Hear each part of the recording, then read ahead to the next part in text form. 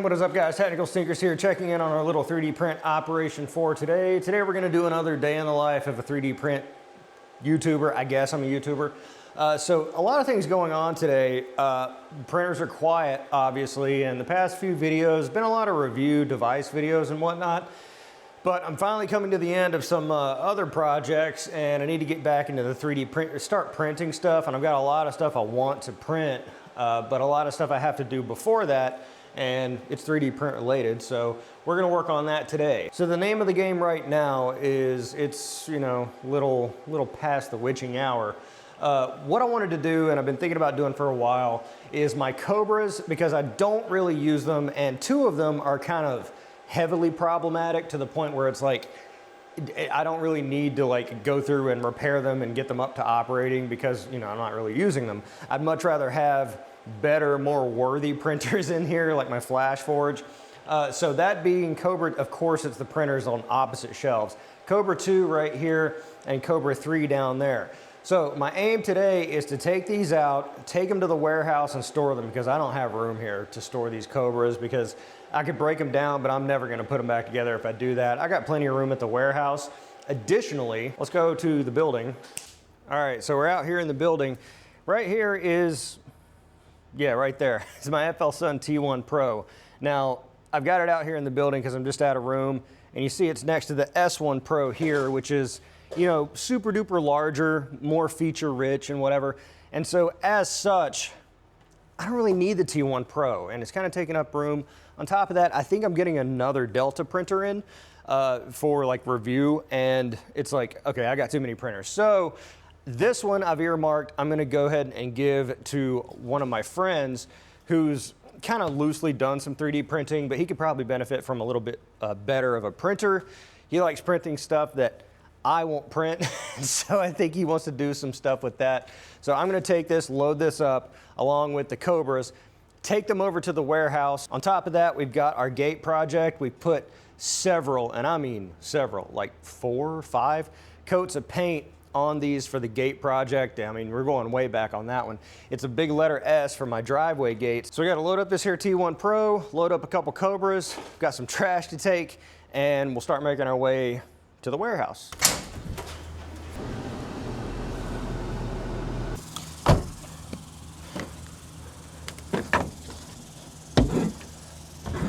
I'd really like to back into the building, but this is all like baby grass. I don't want to run over it.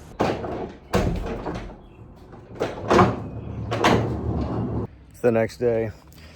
Got one of the Cobras to the warehouse yesterday, ran out of room in my truck. I'm trying to fit this next one in, but it's just not fitting. So I got it, you can't see that. Got it sitting here in my truck bed. I think it'll be all right. It's pretty heavy, wide footprint. Let's find out. All right, so we got 2 of the Cobras at the warehouse in storage. That frees up some room so I can put my Flashforge in there. S1's still here. T1 Pro's gone, gave that to my buddy, so he's gonna have fun figuring that out. But today, dear viewer, we wrap up one of the long-term projects that I've been featuring on the vlog for many, many weeks. I've been kind of punting on it, kind of delaying it a little bit, kind of because maybe I'm scared of it, I don't know. Been working on other things, putting in irrigation. That's kind of a bear of a process, but it's a nice, beautiful day out here. So I figured it's time to do the driveway gate. So if you're new to the channel, you may not know, I've been working on this. I wanted to put the first letter of my last name here. Those are cars. The first letter of my last name here on my driveway gate, because that's kind of a fancy thing that people do. So go back and watch all the vlogs to see how I printed this. I know that I'm gonna scratch the hell out of it putting it here on the ground, but let's lay it out to see how it's gonna look. No, I'm just talking to myself. I'm filming a video. All right, so here it is. Here's the S. It's for Silver Bergstein, my last name. Skechers, it's the S.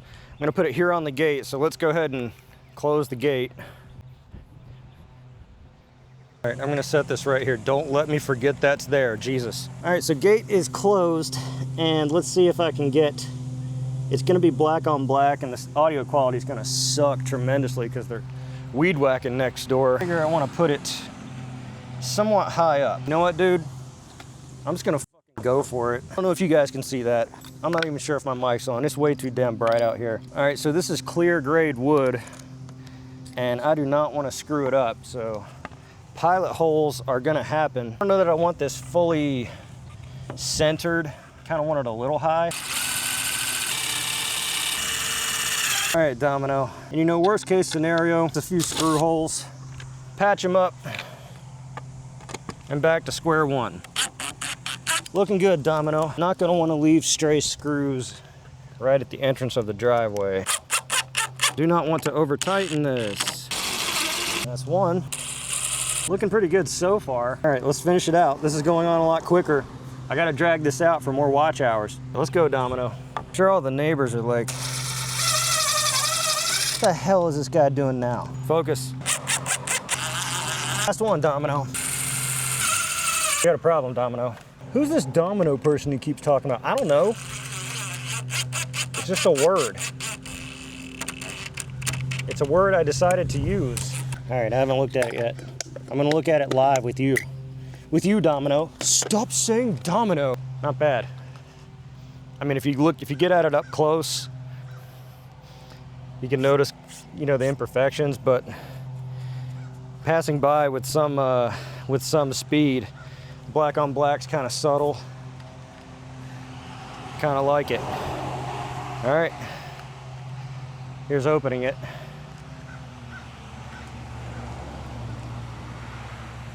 Closing.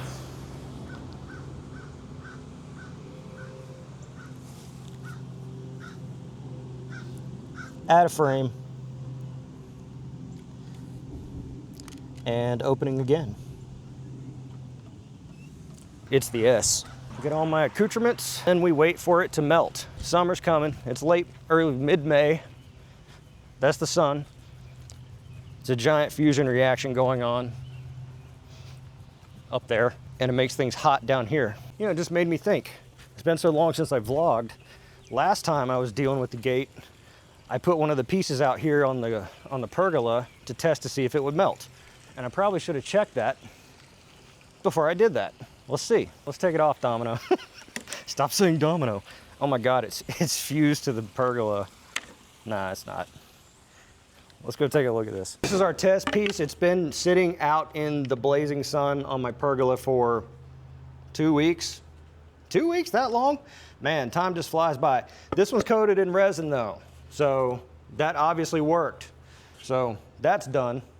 Don't need that. But the one I just put out on the gate, no resin. It was just coated. I coated it, well, at first I primed it. I used this bonding primer from Rust-Oleum, little company I know of. And I took it to the house with this, again, Rust-Oleum Home Accents flat bonds to plastic. You know, this seemed good enough, and I put like probably 5 coats solid on it. So in terms of the structural, integrity of that, I think it's gonna be okay. It's a thick infill, it's a thick wall loops, and it's not like the stress points from the screw contacts, it's not like a lot of stress being hung on it, plus there are several of them. So the only potential mode of failure I can see is if it's just so damn hot, it literally starts melting off the screws. I just don't see that happening. That gate, when it's open, is facing north mostly. So it's not getting beating sun all the time. It's mostly shaded. So we'll see how it works out. And if it doesn't work out, I'll certainly mention it on here, and then we'll just go back to the drawing board.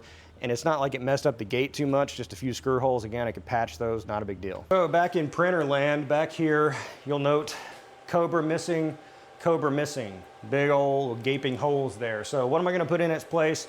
I've allegedly got another printer coming, like a review unit. I'm not sure that one's gonna go in here. I absolutely positively wanna get my Flashforge in here, but I was thinking, you know, do I wanna put it on the bottom? Do I wanna put it on the top? I'm just not sure yet. And if I don't need this Cobra on the bottom, and I move it up there because, you know, I can't really reach it anyway, and I seldom use them, then it frees up some prime real estate down here, which kind of makes me think like, well, I could play with the shelves or something like that. So more on that to come. But the next thing we got to start working on is that damn dog. Giga is not operational, and that's because I do have an infinity flow system coming. And I was thinking for the dog, since I'm doing the body of the dog in pink, I've got several kilos of pink back there. Shouldn't take me more than 4 kilos. I wanted to do all the armor pieces in one big go on the Giger, as many as I could, but that's gonna take more than 4 kilos, but it's like a prime opportunity to test out the infinity flow because it's gonna run out and I want it to kick in and start using the rest. So I think I'm gonna hold off on starting anything on the Giga just to finish up, to wrap up that dog print using the infinity flow. All right, so checking back in, it's the next day, last filmed yesterday. I guess this is gonna be like a week in the life of a 3D print YouTuber, but I was looking at the videos that I have coming out because I've got the laser engraver video, and I haven't been able to, I'm not allowed to talk about it, but I guess I will be now. The Haygears RS Turbo, the resin printer that I've been using. This video won't come out until after that video comes out, and so I am allowed to talk about it. And let's go ahead and turn this fan down because it's clickety clackety. So now I'm allowed to remark a little bit more on the RS Turbo, the resin printer. It's kind of going through the motions in that video, you know, kind of reviewing it, I guess to the best of my, not really the best of my abilities, but as much as I was kind of able to do in the time that was allotted. So the prints that came out, these are the only resin prints that I've ever had, you know, done ever. And it certainly lives up to the expectation. Like the amount of detail in these prints is pretty spectacular. Now, I don't know, I don't have a frame of reference, so I can't tell you whether or not you know, any resin 3D printer will do this, but you know, it's certainly smooth and fantastic. I can see the appeal, you know, for people that want to do miniatures and stuff like that. Of course, if you're interested in buying that Haygears RS Turbo, links in the description below, follow up there. It is a very nice machine.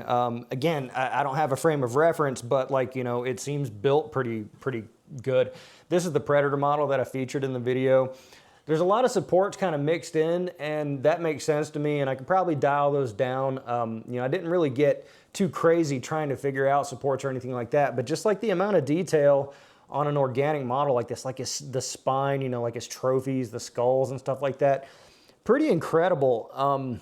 You know, again, I just don't know that it's really worth the cleanup, man. The cleanup is something extremo, and that's any resin machine, you know, that's not just this one. You know, I imagine that that's just going to be par for the course, and if you're ultra interested in, you know, getting a high quality surface finish or really fine detail or whatever, then yeah, resin's the way to go.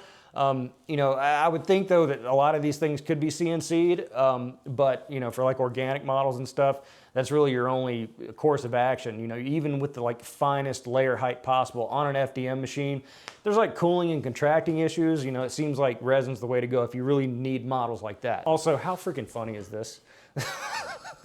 It's the most blurted thing I've ever seen in my life.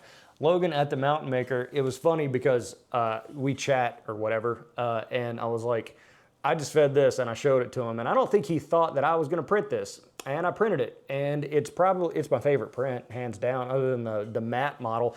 I already gave that away to somebody, but super cool. And again, like, you know, obviously if you refine the model, I'm sure you could get a lot better detail, but you know, 1 for 1 of what I put into print, it spat it out, and there it is. So I don't actually know if a resin printer is in the cards for me, and I was very grateful to Haygears for reaching out to me and asking me if I wanted to take a look at that thing.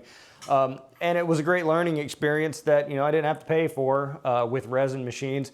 I don't know that it's for me. You know, I'm hanging on to it for the time being, but it's, you know, if I need it in the future, if I find a need for it, I'll certainly break it out.